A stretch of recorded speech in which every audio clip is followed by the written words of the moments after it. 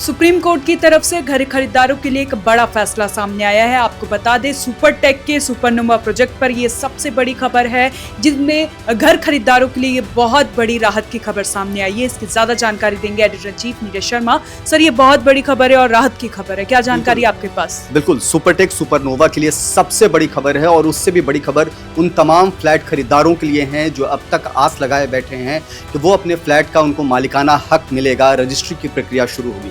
सबसे पहले बात करते हैं साक्षी सुपरनोवा प्रोजेक्ट की। दरअसल सुपरनोवा प्रोजेक्ट को लेकर के सुप्रीम कोर्ट में बीते लंबे समय से सुनवाई हो रही थी और इसी सुनवाई के दौरान सबसे बड़ी बात यह है कि सुप्रीम कोर्ट के चीफ जस्टिस सूर्यकांत और जॉयमाल बख्शी की जो बेंच है, बागची की जो बेंच है, वो दो जजों की बेंच ने एक बड़ा और ऐतिहासिक फैसला सुनाते हुए सबसे पहले रजिस्ट्री की प्रक्रिया को हरी झंडी दे दी है। अब इस बात को समझने की कोशिश कीजिए कि रजिस्ट्री की प्रक्रिया को हरी झंडी कैसे मिली। तो जस्टिस सूर्यकांत और जस्टिस माल्या बागची की जो बेंच है, उसने सबसे पहले जो वहाँ इंटरिम रिजोल्यूशन प्रोफेशनल IRP जो थी अंजू अग्रवाल, सबसे पहले तो तत्काल प्रभाव से सुप्रीम कोर्ट ने अनुच्छेद 142 का इस्तेमाल करते हुए IRP को हटाया, अंजू अग्रवाल को हटा दिया और इसके बाद साफ कहा कि इसके लिए 3 सदस्यों की एक कमेटी का गठन किया है। IRP को हटाने के बाद 3 सदस्यों की समिति का एक गठन किया गया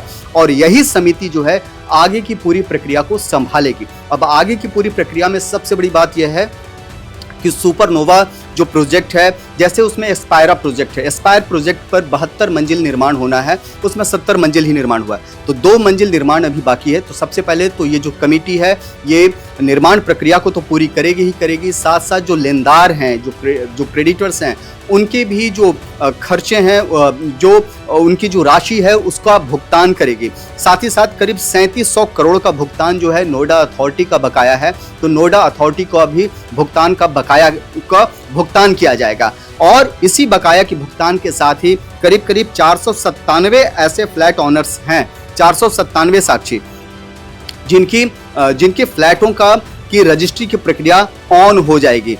सुप्रीम कोर्ट के इस फैसले के बाद उन तमाम खरीदारों के बीच में एक उम्मीद जगी है, एक इस बात की संभावना जगी है कि उनके यहाँ जल्दी ही रजिस्ट्री की प्रक्रिया शुरू होगी। जो ONOG न्यूज़ को जो जानकारी मिली है साक्षी, कि इन तमाम चीज़ों पर बीते लंबे समय से यह पूरी प्रक्रिया अटकी हुई थी, लटकी हुई थी और इस प्रक्रिया पर सुप्रीम कोर्ट ने सख्त रुख अपनाया और सुप्रीम कोर्ट के आदेश के बाद से ही 497 फ्लैट खरीदारों का लगभग मालिकाना हक सुनिश्चित होने जा रहा है। टोटल जो है साक्षी, मैं आपको बता दूं कि करीब जो सुपरनोवा ईस्ट और वेस्ट की जो जगह है वहां पर 583 फ्लैट्स हैं और इनमें से केवल 85 फ्लैट्स की ही रजिस्ट्री हुई थी, जिसके बाद से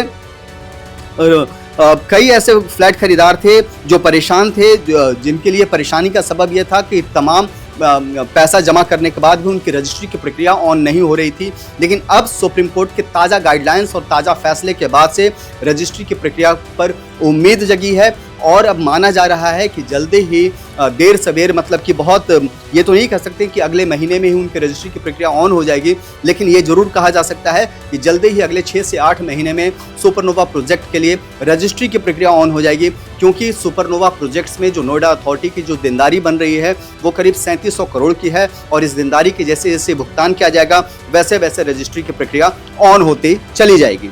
सर, सबसे बड़ी वजह ये आ रहा है सामने की जो पूरी रजिस्ट्री की प्रक्रिया रुकी गई थी, वो जो बकाया था बिल्डर का, उस वजह से उस पर रोक लगा दी गई थी और इसका भुगतान जो कि खरीदार को करना पड़ रहा था। लेकिन इसमें खरीदार की गलती थोड़ी ना है, ये तो बिल्डर की सीधे गलती है, तो सजा बिल्डर को मिलनी चाहिए, ना कि बायर्स को मिलनी चाहिए। तो ये बात शायद कोर्ट को भी समझ में आई और कोर्ट ने साफ सीधा कहा कि खरीदारों की जल्द से जल्द रजिस्ट्री की जाए ताकि उन्हें मालिकाना हक मिले। और क्या जानकारी है आपके पास?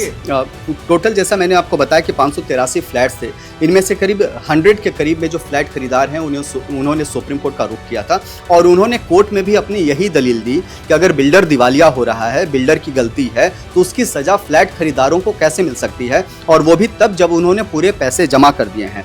कोर्ट ने उन तमाम जो फ्लैट खरीदार हैं उनके दलीलों को सुना, समझा और उसी दलीलों को आधार बना करके ऐतिहासिक फैसला दिया। जैसा मैंने आपको बताया कि सबसे पहले तो आईआरपी अंजू अग्रवाल को हटाया गया, उनको पदमुक्त किया गया और उसके साथ साथ 3 सदस्यों की एक कमेटी बनाई गई। साक्षी इसमें 3 सदस्यों की एक कमेटी बनाई गई और इस कमेटी के साथ साथ जो जम्मू कश्मीर हाईकोर्ट के पूर्व मुख्य न्यायाधीश हैं एमएम कुमार इस समिति के अध्यक्ष बनाए गए। अब यही 3 सदस्यों की जो कमेटी है ये पूरा प्रोजेक्ट को कंप्लीट भी करेगी, जो बकायेदार हैं उनके पैसे को भी जमा कराएगी और साथ साथ जैसे ही भुगतान हो जाएगा नोएडा अथॉरिटी को वैसे ही रजिस्ट्री की प्रक्रिया भी ऑन हो जाएगी। लगभग 3300 से 3700 करोड़ की देनदारी बताई जा रही है जो केवल और केवल नोएडा अथॉरिटी की है। जो ओएनओजी को जो एक्सक्लूसिव जानकारी मिली है साक्षी, अगर उसकी बात करें तो हमारे पास कुछ उसको लेकर के जानकारी है कि बैंक ऑफ महाराष्ट्र द्वारा दायर दिवाला याचिका इंसॉल्वेंसी प्ली के बाद एनसीएलटी ने जून 2024 में अंजू अग्रवाल को आईआरपी नियुक्त किया था।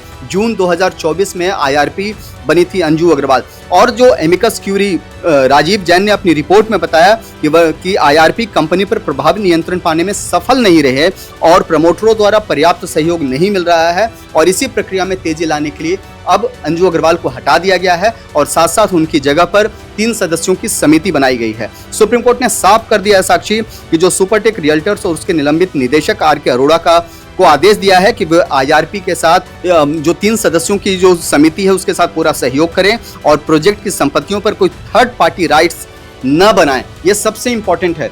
सवाल ये है कि होता क्या है कि बैकडोर से आर.के. अरोड़ा एंड टीम या सुपरटेक एंड टीम जो है तरह तरह के काम करते रहते हैं, शैडो कंपनी बना करके काम करते हैं।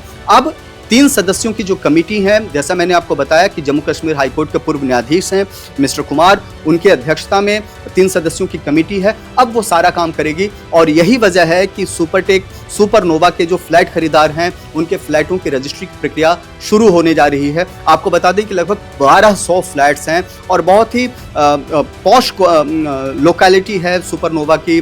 कई सारे विला हैं, पेंट हाउस हैं, अपार्टमेंट्स हैं उसमें और इसके बाद अब जो है जाकर के रजिस्ट्री की प्रक्रिया ऑन होने जा रही है। एक उम्मीद जगी है, देर से ही सही लेकिन एक दुरुस्त उम्मीद जगी है और इसका सबसे बड़ा फायदा केवल सुपरनोवा प्रोजेक्ट्स को नहीं होगा। सुपरटेक के जो बाकी प्रोजेक्ट्स हैं लाइक केपटाउन है, वहां भी रजिस्ट्री की प्रक्रिया अभी अधूरी अटकी हुई है। 1700 से ज़्यादा फ्लैट्स ऐसे हैं जहां रजिस्ट्री होना बाकी है, कई ऐसे फ्लैट्स हैं जिसका निर्माण कार्य बाकी है, तो इसका सीधा असर वहां भी पड़ेगा। और मैं आपको एक्सक्लूसिवली ये बात की जानकारी दे रहा हूं, जैसा हमारे लीगल एक्सपर्ट से हमारी बात हुई है कि इस फैसले का सीधा असर उन पर होगा और वहां भी रजिस्ट्री की प्रक्रिया जल्द ही ऑन होगी।